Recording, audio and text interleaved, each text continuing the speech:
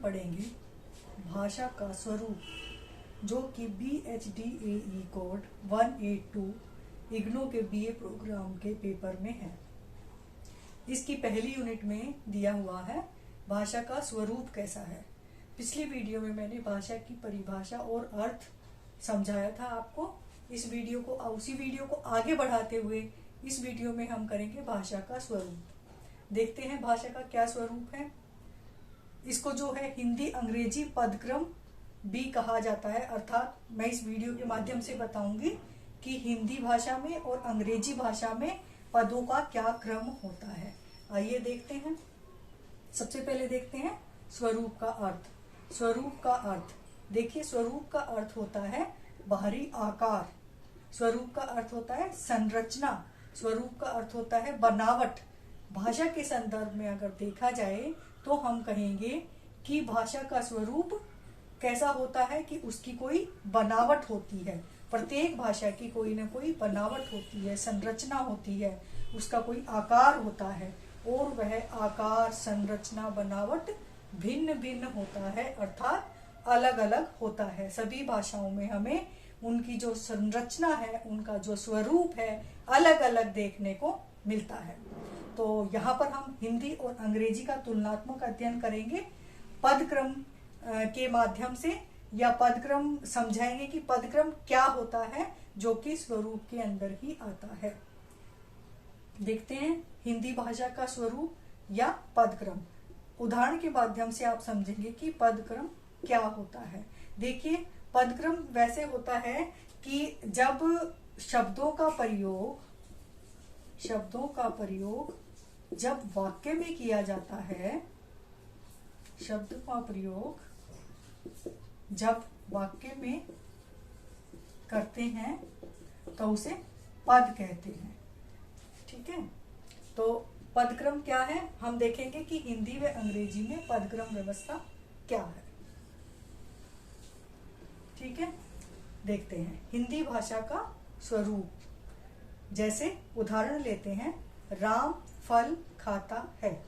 तो देखिए इसमें राम क्या है, राम है इसमें कर्ता, फल क्या है इसमें कर्म, क्या कर्म कर रहा है वो, क्या कार्य कर रहा है वो, फल खाने का कर रहा है, और खाता है क्या है क्रिया।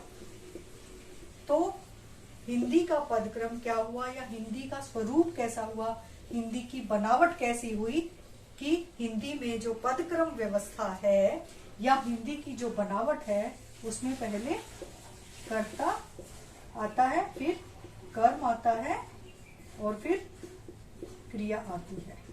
तो इसी को बोलते हैं पदक्रम व्यवस्था। स्वरूप पदक्रम,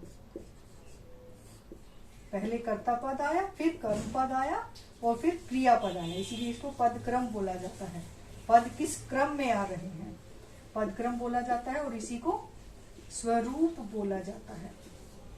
तो ये देखा हमने हिंदी का कि हिंदी की पदक्रम व्यवस्था कैसी है, कर्ता कर्म क्रिया। ठीक है, हिंदी का स्वरूप कैसा है या हिंदी की बनावट कैसी है, हिंदी की बनावट ऐसी है कि उसमें पहले वाक्य में कर्ता आता है, फिर कर्म आता है और फिर क्रिया आती है। तो ये तो हो गया हिंदी के संदर्भ में। अब देखते हैं अंग्रेजी के संदर्भ में क्या है। अंग्रेजी का एक उदाहरण लिया है हमने, Ram eats an apple. Ram क्या है इसमें, देखिए कर्ता है, और ईट्स क्या है इसमें क्रिया है,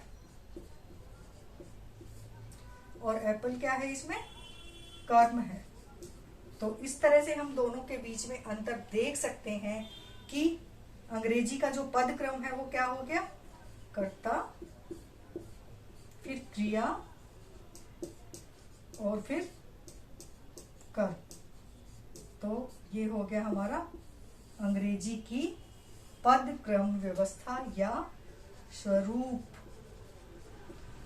पदक्रम या स्वरूप कहें या बनावट कहें, तो प्रत्येक भाषा का जो पदक्रम होता है, प्रत्येक भाषा का जो स्वरूप होता है, जो संरचना होती है, जो बाहरी आकार होता है, वह अलग अलग होता है। यहाँ हमने हिंदी और अंग्रेजी के एग्जाम्पल के माध्यम से समझा स्वरूप को कि हिंदी का स्वरूप क्या है।